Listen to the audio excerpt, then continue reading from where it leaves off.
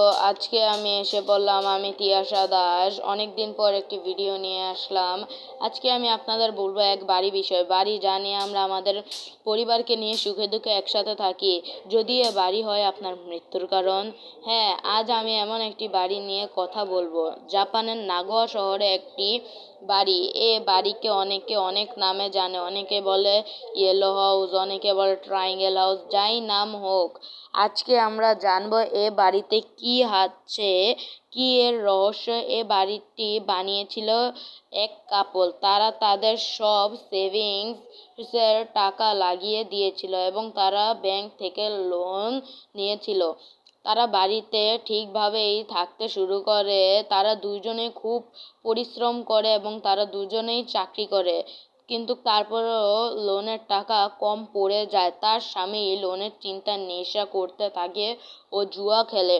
তার স্ত্রী তাকে বোঝানোর চেষ্টা করে, কিন্তু সে বুঝে না এবং তার স্ত্রী টাকা নিয়েও জুয়া খেলে। একদিন তাদের মাঝে অনেক ঝগড়া লাগে। তার স্ত্রী তার মাথায় ছুরি ঢুকিয়ে দেয় এবং তার স্বামী সেখানে সাথে সাথে মারা যায়। মহিলা খুব নার্ভাস হয়ে পড়ে এবং সেও সুসাইড করে। জি গাইস, আপনারা ঠিকই শুনতে পাচ্ছেন, সে মহিলাও সাথে সাথে সুসাইড করেন। তারপর থেকে এ বাড়ি অভিশপ্ত বাড়ি বলে শুনে। কিন্তু এরকম ঘটনা তো যে কোনো বাড়িতে ঘটতে পারে। যে জায়গাটিতে এ বাড়িটিতে তৈরি হয়েছিল সে জায়গাটি আসলে একটি ছিল কবরস্থান এবং তার কবরস্থানের লাশগুলো অন্য জায়গায় ট্রান্সফার করে দেওয়া হয়েছিল এবং তারা তাড়াহুড়ায় বাড়িটি বানিয়ে ফেলেছিল জায়গাটি শুদ্ধিকরণ না করে। এবং সে কবরস্থানের অতৃপ্ত আত্মাগুলো সে বাড়িতেই বসবাস করতে থাকে এবং যারাই এই বাড়িতে থাকতে আসে তাদেরকে মেরে ফেলে, নয়তো পাগল করে ফেলে। এর 1 বছর পর এক কাপল আসে এ বাড়িতে থাকতে। তারা কয়েকদিন পরই তার সে কাপল পুরুষ পাগল হয়ে যায় এবং তাকে হসপিটালে ভর্তি করা লাগবে এবং মহিলাটি রাতে পালিয়ে যায়।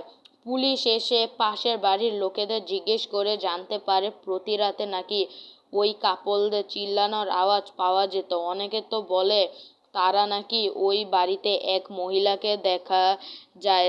ওই মহিলা নাকি অনেক সময় বাচ্চা কোলে নিয়ে হাঁটে এবং তার অনেক সময় সাদা জামা পরে হাঁটে এবং মহিলাটির গায়ের রং বলে খুব ফ্যাকাশে এবং চেহারাটার জন্য কেমন ছিল। এবং তারপর আরেক কাপল আসলো, তারাও মারা গেল এবং একজন পাগল হয়ে কোথায় জানি চলে গেল। তারপর থেকে যেই এ বাড়িতে আসতো তারা হয়তো মারা যেত, না হয় পাগল হয়ে যেত। এখনো বলে ওই বাড়িতে ওই মহিলাটিকে দেখা যায় এবং ওই বাড়িটির আশপাশ দিয়ে এখনো কেউ যায় না। যেই যায় সেই পাগল হয়ে যায়, আর ওই বাড়ির ভেতরে তো কেউ যায়ই না। জি, আজকের ভিডিও এই পর্যন্ত। গাইস, ভিডিও আনতে খুব দেরি হয়ে যায়। আমি রেগুলারলি ভিডিও আনার চেষ্টা করব, কিন্তু এরকম ভিডিও বানাতে খুব সময় লাগে। আমি আপনাদের কাছে ক্ষমা চাচ্ছি। আমি এখন থেকে রেগুলারলি ভিডিও আনার চেষ্টা করব।